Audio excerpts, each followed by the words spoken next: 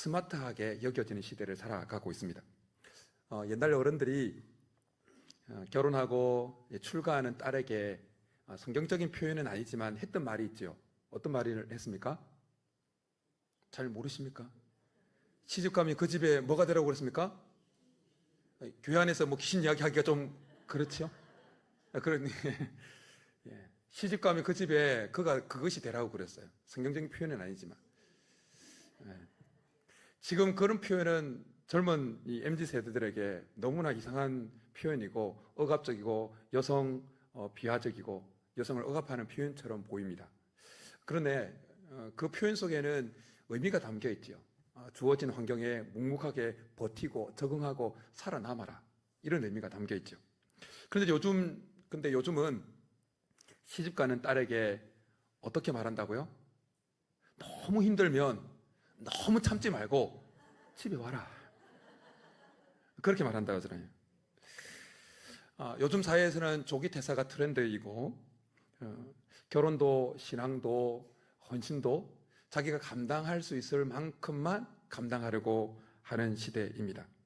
힘들면 쉽게 접고 감정이 허락하지 않으면 포기해버리고 충성도 헌신도 그냥 쉽게 끝내버리는 시대가 이 시대입니다. 하지만 마라톤 42.195km를 달리다가 35km 지점에서 힘들다고 그냥 옆에 차를 타버리면 기록에 남지 않습니다.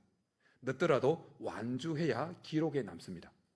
넷플릭스 드라마를 끝까지 마지막 회까지 본 사람과 3, 4회까지 본 사람은 분명한 차이가 있죠. 결말을 아느냐 모르느냐 차이입니다. 결혼은 예식보다 뭐가 더 중요합니까? 결혼 생활이 더 중요하죠. 그런데 요즘 시대는 결혼 예식은 열심히 심려를 기울여서 준비하지만 그것보다 더 지속되어지는 더 많은 시간을 가지는 결혼 생활에 대해서는 별 준비를 하지 않습니다. 직장은 이제 커리어를 쌓아가는 그 단계로 시작되어지고 커리어의 종착지로 여겨지지 않고 있습니다. 신앙생활도 뜨거울 때만 바짝하고 식어지면 그냥 포기해버리고 그 신실함이 점점 사라지고 있습니다. 이런 시대 속에서 우리는 사도 바울의 고백 앞에 서게 되어집니다. 오늘 교육위원회 헌신 예배를 드리면서 특별히 사도 바울이 헌신을 고백하고 있는 이 헌신 앞에 우리는 서게 되어집니다. 그는 첫날부터 지금까지 눈물과 시험 중에도 그 충성을 포기하지 않고 계속해서 시종여일의 충성을 보였다고 그렇게 고백하고 있습니다.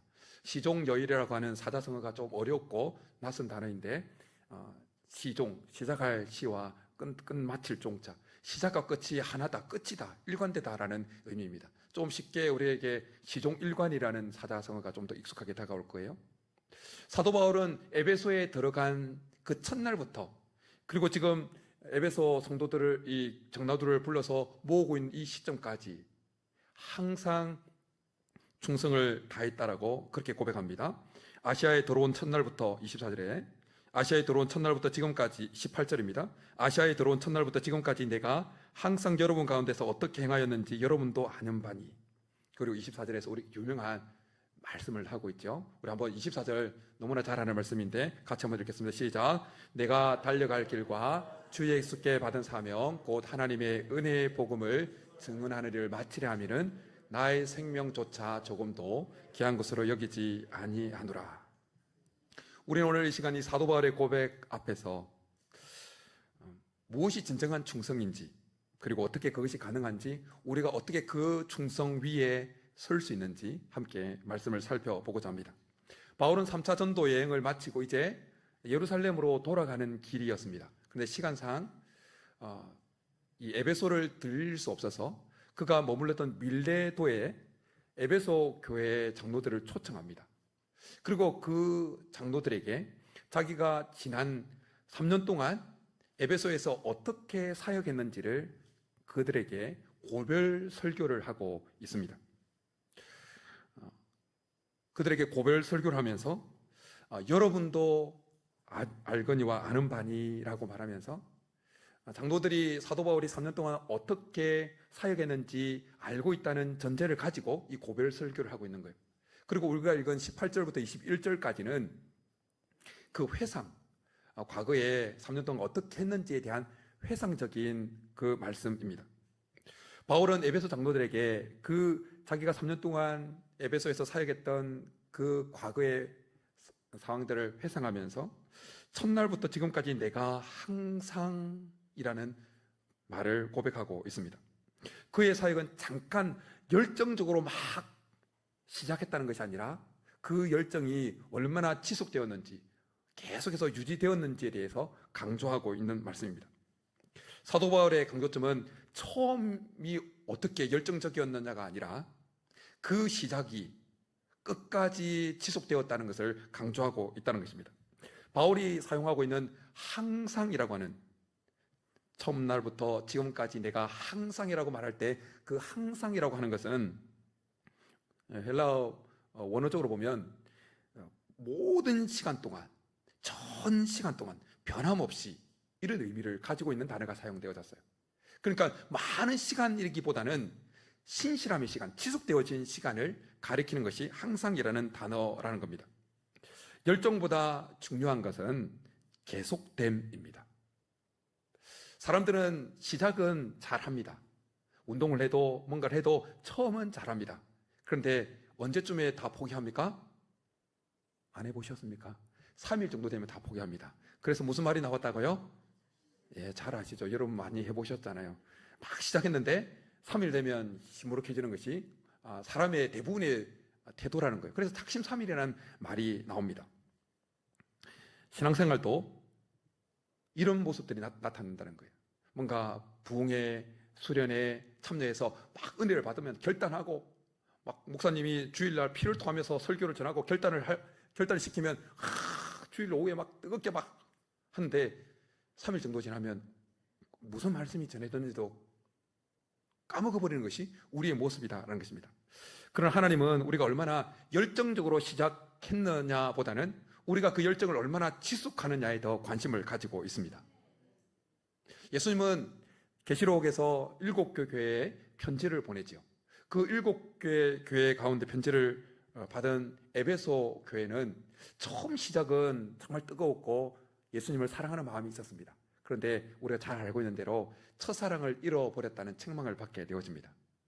그 에베소 교회에 대한 책망은 뭔가 열정적으로 시작했다가 그 마음을 중간에 잃어버린 자를 향한, 모든 자를 향한 하나님의 책망이기도 합니다.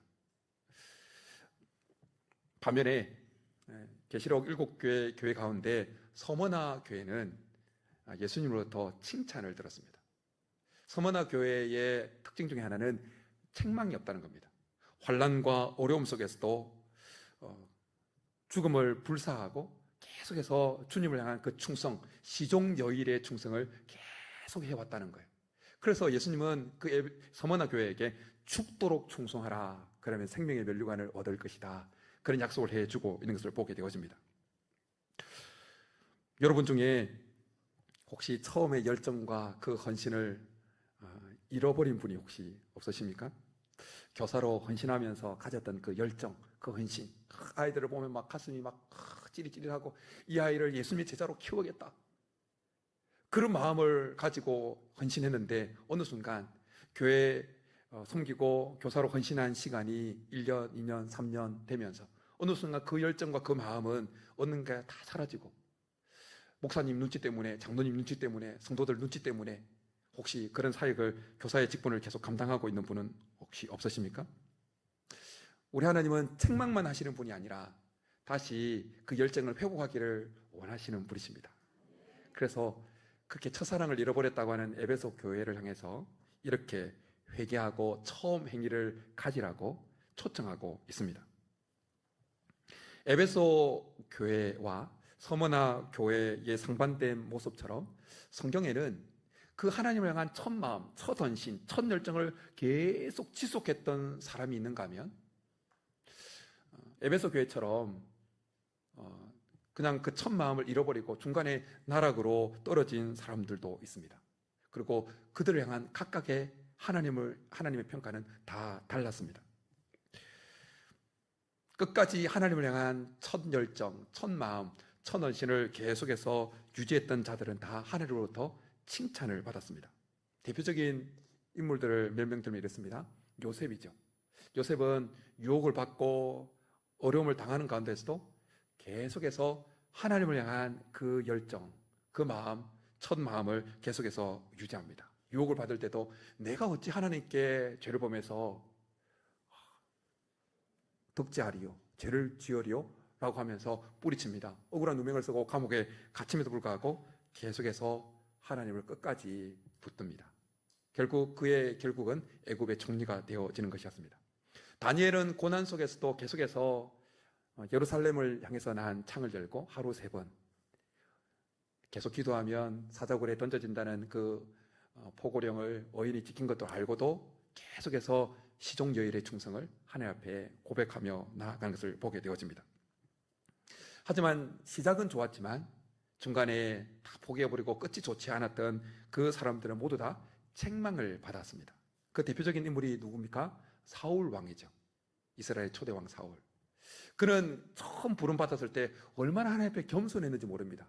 저는 베냐민 지파 중에 12지파 가운데 제일 약한 지파가 그 당시에 베냐민 지파였는데, 베냐민 지파 가운데서도 가장 우리 집이 가장 약한 집안이지 않습니까? 그렇게 자기를 낮출 만큼 겸손하게 하나님 부르심 앞에 반응을 했습니다.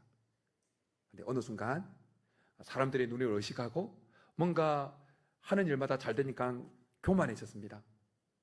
그러니까 하나님보다 자기 생각을 더 앞세웁니다. 결국 사무엘에게 책망을 받게 되어집니다. 여호와께서 왕을 버려서 왕이 되지 못하게 한다는 책망을 받게 되어집니다.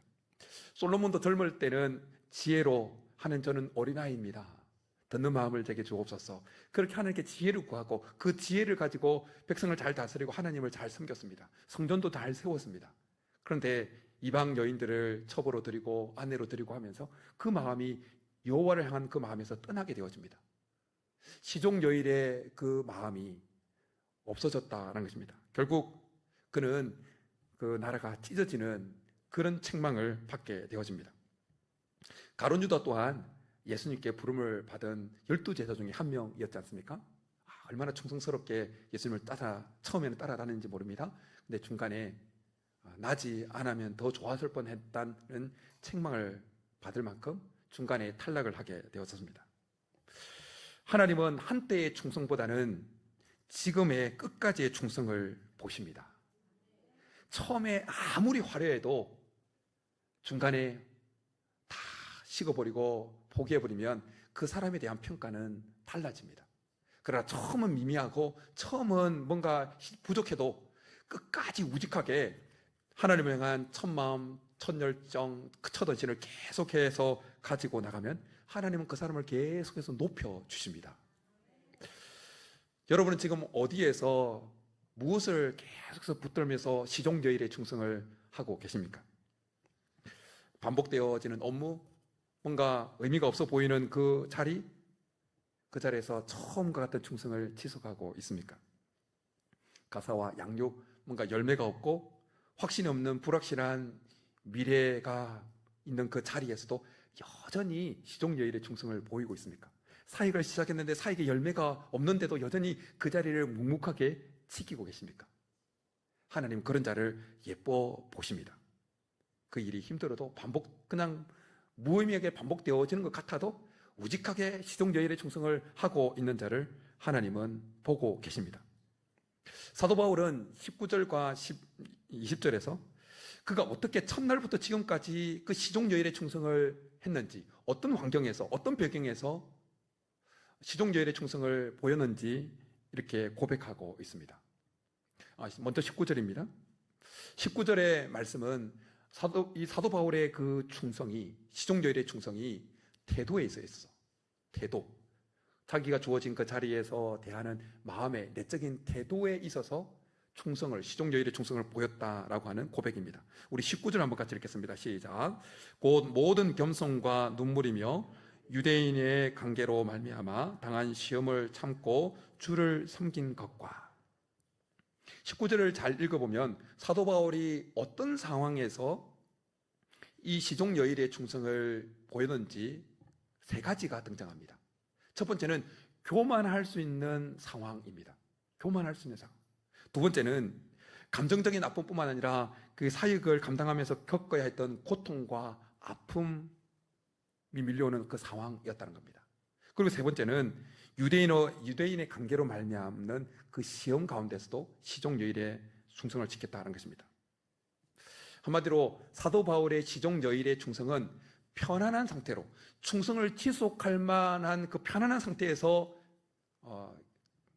있었던 충성이 아니라 시종여일의 충성을 계속해서 지속하기 쉽지 않은 상황에서 나온 충성이었다는 것입니다. 바울이 언급하고 있는 이 19절 첫 번째 교만할 수 있는 상황에 대해서 한번 생각해 보십시오. 바울이 에베소에서 3년 동안 사역을 할 때 엄청난 부흥이 일어났고 그로 말미암아 사도 바울은 교만할 수 있는 충분한 이유와 여건과 환경 속에 놓여 있었습니다. 3년 동안 집중적으로 사역을 했죠. 그때 사역을 할 때 사도행전 19장을 읽어보면 온 아시아에 복음이 증거되었다고 말씀합니다. 그리고 19장 20절에 보면 이와 같이 주의 말씀이 힘이 있어 흥황하여 세력을 얻느니라. 에베소는 그 당시 소아시아 지역에서 문화적으로나 상업적으로 중심 지역이었습니다. 중심 지역. 그곳에서 엄청난 부흥을 일으켰다는 것은 오늘날 치면 서울 한복판에서 큰 교회를 일으켰다, 개척했는데 큰 교회, 몇만 명이 모이는 교회를 일으켰다라는 의미로 받아들이시면 됩니다. 여러분, 그렇게 됐으면 얼마나 교만할 만한 그 마음이 환경이 조성되어진 것입니까? 그런가 하면 바울이 에베소에서 사역할 때 바울의 손수건과 두른 앞치마를 가지고 가서 사람들에게 얹으면 귀신이 떠나가고 병자가 회복되어지는 역사가 일어났습니다. 오늘 치면 용한 목회자다, 뭔가 능력 있는 목회자다, 신유의 은사가 있는 목회자다, 금방 유명해져서 사람들이 구름대같이 몰려들 만한 그런 환경에 놓여 있었다는 것입니다. 그런가 하면 사도 바울의 사역은 데메드리오 사건 같은, 지금 19장을 지금 나오고 있는 19장 배경인데요, 에베소에 사역했던 그 내용이 19장에 나오는데, 데메드리오 사건이 일어날 만큼 사도 바울의 에베소에서의 3년의 사역은 그 에베소 사회 전체 문화와 사회 질서를 뒤흔들어 놓을 만한 영향력을 가지고 있는 사역이었습니다. 그러니 사도 바울의 그 사역이, 에베소에서의 3년의 사역이 바울로 하여금 나타난 결과물이 바울로 하여금 엄청 교만하게 만들 수 있는 상황이었다는 것입니다. 그런 상황에서 바울은 내가 한 것이 아니다, 하나님의 은혜다라고 고백하면서 주님을 향한 시종여일의 충성을 계속 보였다는 것입니다. 에베소에 들어온 첫날부터 지금까지 내가 항상 교만할 수 있는 그 상황 속에서 여전히 교만하지 않고 주님 앞에 충성을 보였다는 것입니다. 그리고 19절에 주를 섬긴 것이라고 하는 그 섬겼다고 하는 이 표현에 우리가 잘 알고 있는 종, 노예를 가리키는 그 헬라어에서 유래되어진 단어가 사용되어졌어요. 모든 겸손이라고 하는 표현은 그의 삶 태도가, 그의 삶 전체가 그냥 겸손으로 첨철되어 있다고 하는 그 의미가 담겨 있어요. 그러니까 엄청나게 교만해질 수 있는 그 상황인데도 그의 말이나 행동이나 눈빛이나 그 모든 것들이 아예 겸손이 몸에 배어있는 상태로 3년 동안 그렇게 보냈고, 계속해서 하나님이 하셨다라고 고백하며 시종여일의 충성을 보냈다라는 것입니다. 오늘 교육위원회 헌신 예배니까 이것을 우리 교사들에게 적용하면 이렇습니다. 우리가 교사로 섬기다 보면 교만해질 수 있는 상황들이 우리에게 밀려올 때가 있습니다. 어느 교사에게나 찾아올 수 있습니다. 아이들이 다른 교사는 찾지 않고 어느 특정 교사만 막 찾을 때가 있습니다. 그리고 내가 키운 제자가 다른 교사가 키운 제자보다 훨씬 잘 자라고 신앙적으로 잘 쑥쑥 성장하는 때가 있습니다. 그리고 내가 없으면 안 될 것 같은 분위기가 형성되어질 때가 있습니다. 그때 교만이 우리 마음에 교사인 마음에 쓱 들어온다는 것입니다. 이걸 좀 더 구체적으로 들어갈게요. 교회 아이들이 어느 선생님, 특정 선생님을 너무 좋아해서 심지어 이런 말을 하기도 합니다. 저 선생님 반 안 되면 저 교회 안 나올 거예요. 그런 교사가 그런 이야기를 들으면 기분 좋아요, 좋지 않아요? 안 좋습니까, 교사분들? 좋잖아요. 쟤가 내를 너무 좋아하는구나. 그런데 그런 마음이, 그런 아이들로부터 그런 이야기를 들을 때 선생님은 내가 특별한 사람이구나 라는 생각과 함께 그 틈을 사단이 비집고 들어와서 그래, 내가 최고야, 다른 교사들 좀 가르쳐, 그런 교만한 마음을 불어넣을 때가 있다는 것입니다. 그때 바울처럼 내가 잘해서가 아니라 하나님의 은혜였다라고 그 마음을 계속 간직할 때 우리는 시종여일의 충성을 감당하게 될 줄 믿습니다. 어떤 교사는 자기 반 학생이 성경도 잘 이해하고 이제 중고등부, 청년부 올라가서도 어릴 때 저 선생님이 저에게 이런 걸 가르쳐 줬어요, 그런 말을 할 때면 마음에 이제 기분이 좋으면서 내가 잘 키웠구나, 거기까지는 좋은데 어느 순간 이게 지나치면 내가 최고야, 이런 단계로 넘어가게 되어진다는 것입니다. 어떤 교사는 전도사님이나 혹은 담임 목사님이 항상 모범 교사로 막 설교 중에 예화로 들어와서 그 선생님 하면서 막 할 때가 있습니다. 2주 전에 6월 14일, 한 주 전이군요. 6월 14일 한남노회 교사 컨퍼런스에 제가 이제 한남노회 교육부장이니까 그냥 들러리로 서서 이제 상장을 전달했는데, 그 모범 교사로 다 교회에서 추천을 해서 이렇게 올라왔잖아요. 근데 그렇게 모범 교사로 추천할 때마다 마음 상하지 않도록 다 우리 부성교회도 돌아가면서 추천 교사 올리죠. 특정 교사만 안 올리고 다 돌아가면서 올린단 말이에요. 근데 올릴 때마다 그 사람이 어떤 특정한 인물이 계속 올라가면 어느 순간 자기 마음에 나는 대단한 사람이야, 내가 없으면 이 교회는 주일학교가 망가져, 이런 생각이 들어올 수 있다는 것입니다. 교사들은 하나님을 섬기면서 또 교회 아이를 양육하면서 기쁨도 있고 즐거움도 있고 보람도 느끼고 하는데, 그러나 그런 순간에 어느 순간 사단이 우리 마음속에, 교사된 우리 마음속에 교만을 불어넣을 수 있다는 거예요. 그때 그런 순간에도 내가 아니요, 하나님의 은혜요, 시종여일의 충성을 고면해 줄 수 있는 그 상황 속에서도 계속 유지할 수 있기를 축복합니다. 사실 바울은 참 교사이신 예수님의 그 겸손의 본을 쫓아서 교만해 줄 수 있는 그 상황 속에서도 계속해서 겸손하게 종의 자세로 나아간 것을 보게 되어집니다.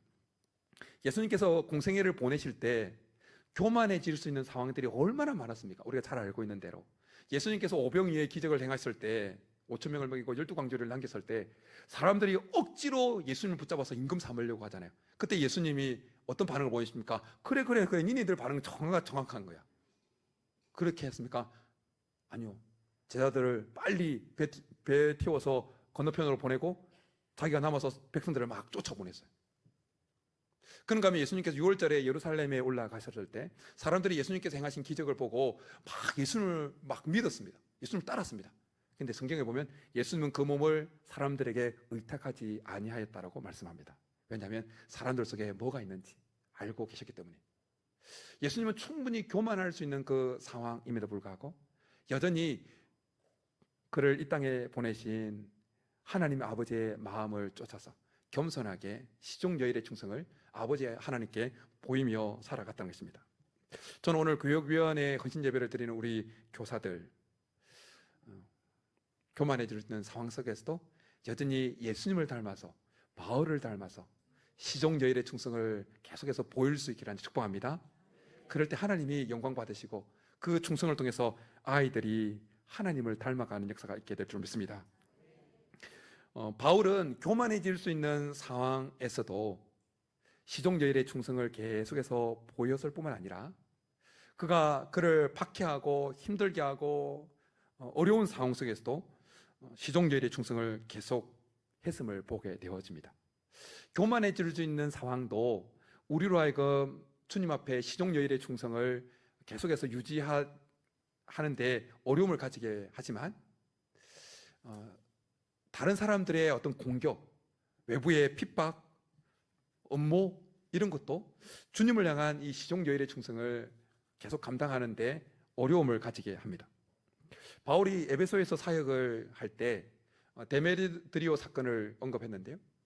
그 데메드리오 사건이 일어난 것은 사도 바울이 사람 손으로 만든 것은 신이 아니라고 계속해서 오직 예수님만이, 천지를 만물을 창조하신 예수님만이 창조주다라고, 하나님만이 유일한 신이라고 선포했기 때문이었어요.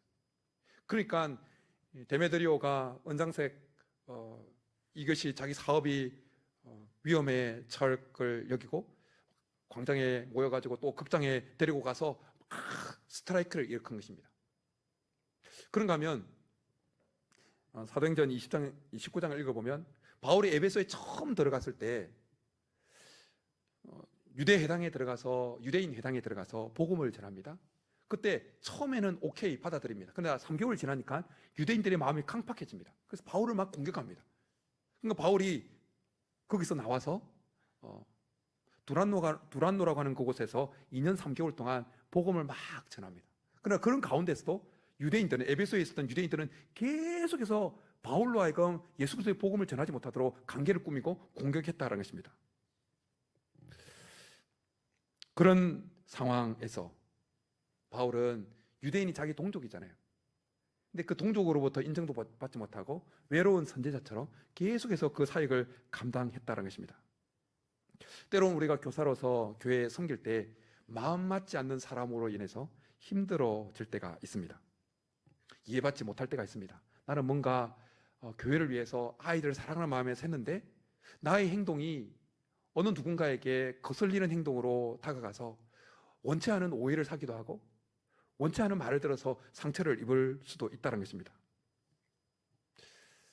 사랑하는 성도 여러분, 특별히 우리 교사 여러분, 사도 바울이 그렇게 부흥을 경험하고 놀라운 부흥의 역사를 경험하고 있는 가운데서도 귀한 열매가 나타나고 있는 상황 속에서도 핍박을 받았고 공격을 받았다고 하는 이 사실을 꼭 기억하시기 바랍니다.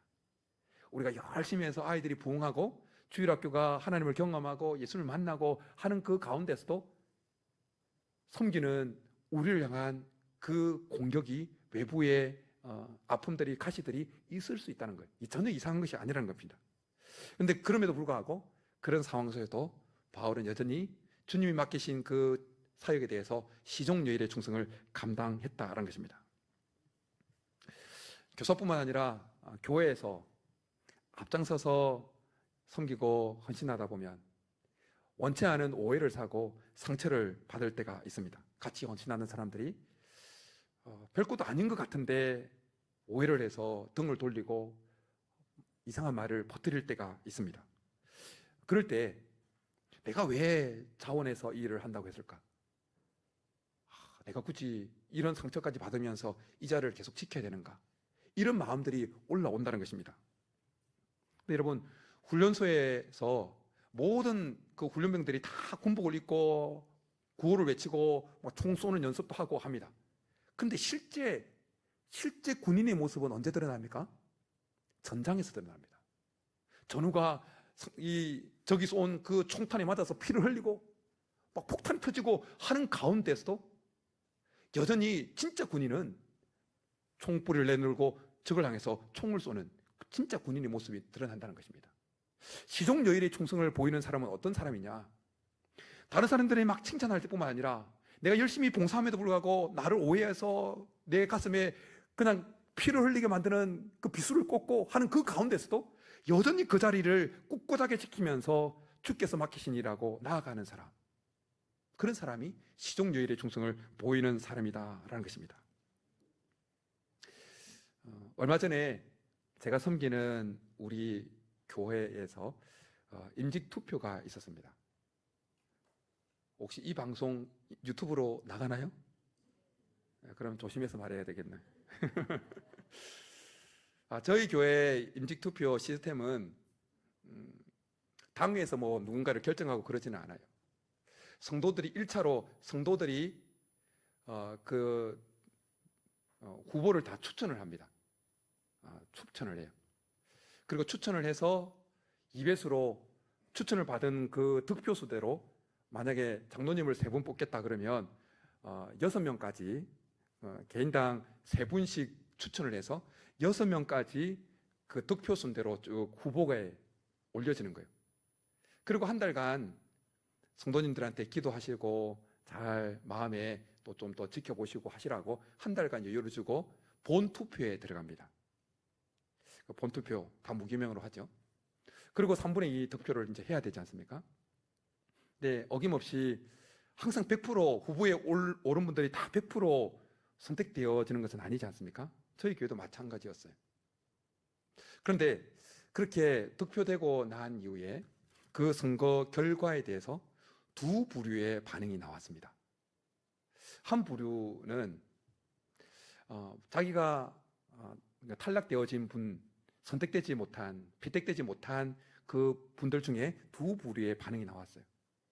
첫 번째 반응을 보였던 부류는 그 자기가 피택되지 못한 그 이유에 대해서 당회 그리고 교회 성도들의 탓으로 돌린 거였어요. 그러면서 그분이 좀 안타까운 말씀을 하셨는데, 이제 그렇게 열심히 봉사하지 않겠습니다. 열심히. 그러면서 더 마음 아프게 성도들이 눈치채지 못하게끔 조금씩 그 봉사를 줄여가겠습니다. 이러는 거예요. 마음이 너무 안타까웠습니다. 하나님의 마음도 안타까웠을 것이라 여겨졌습니다. 그리고 한 달 이후에 또 피택되지 못한 한 분으로부터 전화가 걸려왔습니다. 담임 목사가 자꾸 그런 전화 받으면 어떻겠습니까? 털컥하는 거예요. 여러분 전화하지 마세요, 목사님한테. 전화 왔어요. 근데 그분의 전화한 이유는 좀 달랐습니다. 그분은 저에게 이런 질문을 던졌어요. 지금 저희 교회 본당이 여기는 우리 지금 전광판이 LED를 사용하잖아요. 저희 교회는 아직도 빔 프로젝터를 뒤떨어져 있게 빔 프로젝터를 사용하거든요. 빔 프로젝터를. 근데 그게 이제 오래되다 보니까 좀 또 흐릿흐릿해진 거예요. 근데 그분이 그런 거예요. 목사님, 혹시 앞에 있는 본당에 있는 그 빔 프로젝터 LED 전광판으로 바꾸는데 얼마 합니까? 그렇게 묻는 거예요. 왜냐하면 그렇지 않아도 당회 안에서 이제 좀 맛이 갔기 때문에 LED로 바꾸려고 사전 조사를 좀 하고 있었거든요. 그래서 저희 본당 사이즈에 맞게끔 그 어떤 인치의 가격이 어느 정도입니다. 이렇게 말씀드리니까 그분이 이렇게 말씀하는 거예요. 목사님, 제가 전액 헌금하겠습니다. 그러면서 덧붙이는 말이 저를 감동시켰습니다. 무명으로 해주십시오. 제가 드렸다는 거 무명으로 해주십시오. 여러분, 이것이 시종여일의 충성이라는 거예요. 우리 예수님은 사람들에게 칭송받을 때만 아니라 버림받고 침뱉음을 당하고 손가락질을 당하고 조롱을 당할 때에도 십자가를 향해 계속해서 나아갔습니다. 인간의 몸을 입고 올 때 하나님 아버지를 향해서 가지고 있던 그 첫 마음, 첫 열정, 첫 헌신을 십자가에서 죽을 때까지 계속해서 간직하고 나아갔다는 것입니다. 저는 오늘 교육위원회 헌신 예배를 드리는 우리 교사들, 또 함께 예배하는 우리 성도님들이 예수님을 닮아서 시종여일의 충성을 감당할 수 있기를 축복합니다. 바울은 계속해서 20절에서 어떻게 자신이 첫날부터 지금까지 그 시종여일의 충성을 유지해 왔는지 20절에서 이렇게 말씀합니다. 우리 20절 같이 한번 읽겠습니다. 시작. 유익한 것은 무엇이든지 공중 앞에서나 각 집에서나 거리낌이 없이 여러분에게 전하여 가르치고.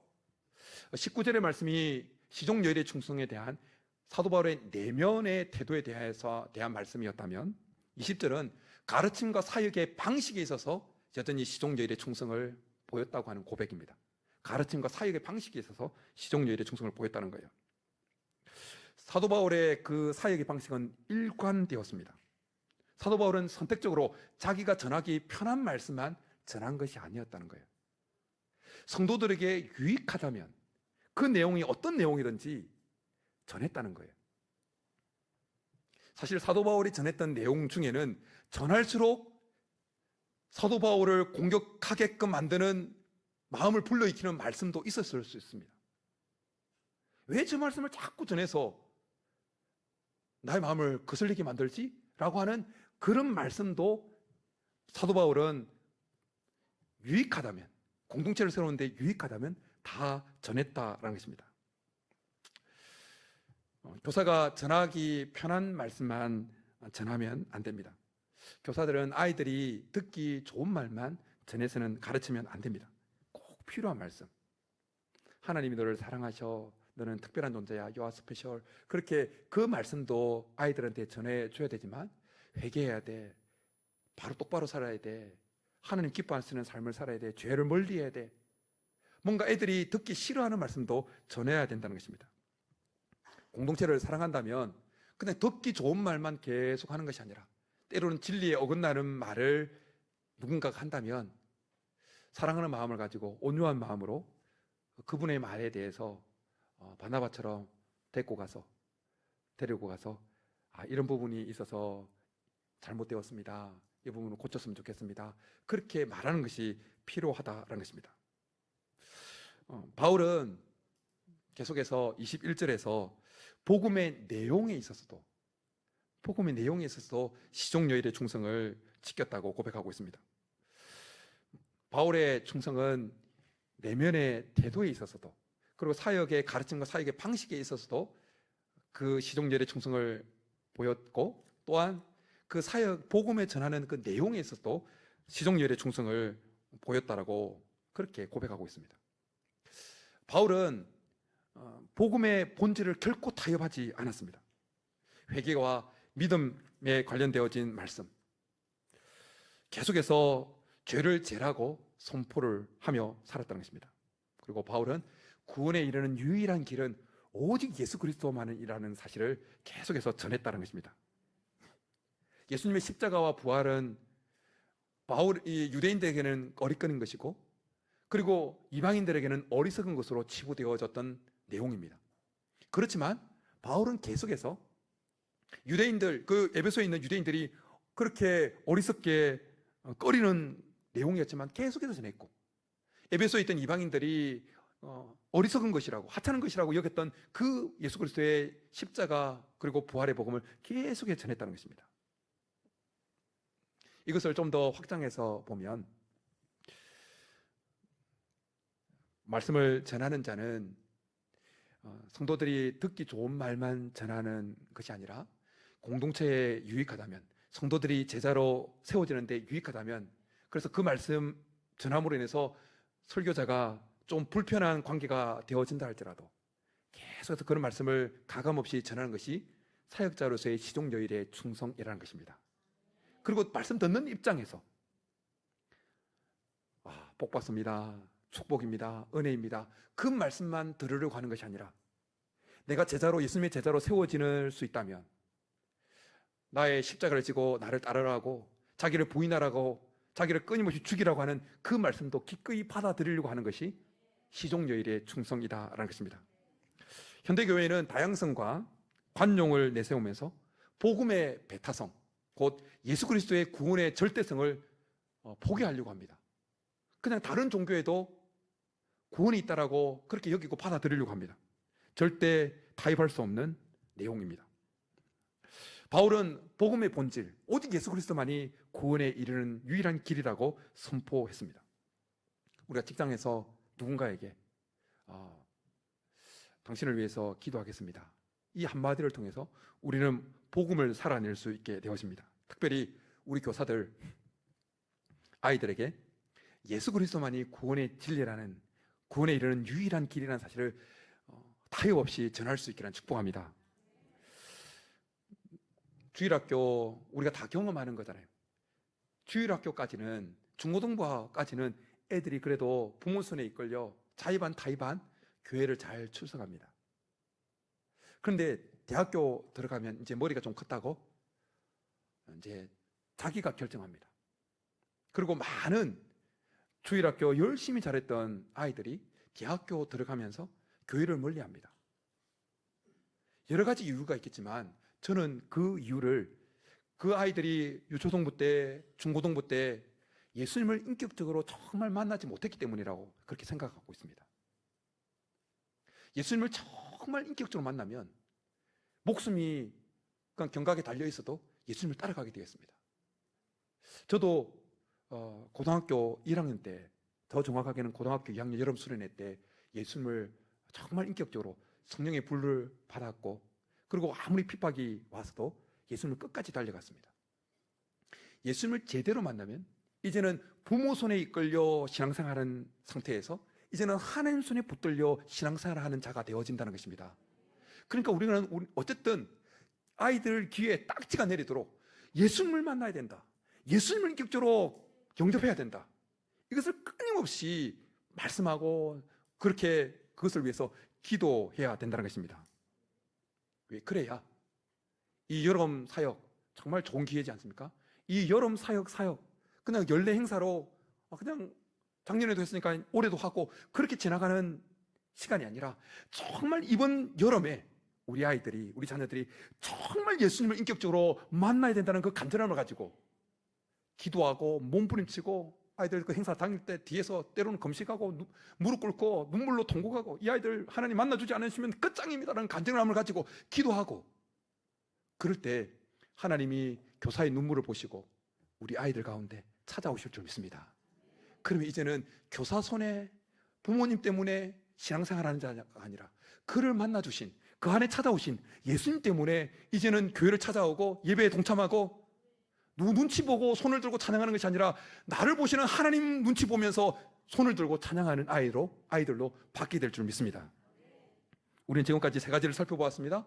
사도 바울의 시종열의의 충성은 그 내면의 태도에서의 충성이었고, 그리고 사역의 가르침과 사역의 방식에서의 충성이었고, 그리고 복음의 내용, 전하는 내용에서의 충성이었다는 것을 살펴보았습니다. 그리고 마지막으로 사도 바울은 에베소에서 그랬던 것처럼, 에베소에서 그 시종열의의 충성을 보였던 것처럼 이제 앞으로도 계속해서 시종열의의 충성을 보이겠다고 24절에서 아주 유명한 고백을 하고 있습니다. 우리 마지막으로 24절 같이 한번 읽어보겠습니다. 시작. 내가 달려갈 길과 주 예수께 받은 사명 곧 하나님의 은혜의 복음을 증언하는 일을 마치려 하면은 나의 생명조차 조금도 귀한 것으로 여기지 아니하노라. 바울의 길은 분명했습니다. 바울은 내가 하고 싶은 일이 아니라 주님이 맡기신 일에 시종열의의 충성을 계속 보이겠다고, 그 방향성에 있어서도, 충성의 방향성과 목적에 있어서도 계속해서 시종열의의 충성을 보이겠다고 고백하고 있는 것입니다. 여러분, 사명이, 어떤 사역이 내 소유가 되어지면 내 감정에 따라서 그냥 사역을 던지고 짚고 하지만, 내게 주어진 사명이 나의 것이 아니라 하나님의 것이라고 여겨진다면 우리는 내 감정과 상관없이 그 사역을 계속 붙들고 나아가게 되어진다는 것입니다. 사도 바울의 24절의 고백은 빈말이 아니었습니다. 바울은 로마로 예루살렘으로 올라가서 예루살렘에 올라가지 못하고 가이사라라고 하는 그 지역에서 체포되어집니다. 그리고 제수의 몸으로 로마까지 압송되어지죠. 충성은, 시종열의의 충성은 태도에서, 방식에서, 내용에서, 방향성에서까지 흔들리지 않는 것입니다. 처음부터 끝까지 계속 유지하는 것입니다. 진짜 충성은 시작이 열정적인 것이 아니라 그 충성을 끝까지 지속하는 것입니다. 끝까지의 충성이 하나님 나라의 기록으로 남습니다. 하나님이 오늘 보시는 그 충성은 과거의 열정보다 지금의 지속성입니다. 여러분들은 지금 어떤 사명 앞에 서 있습니까?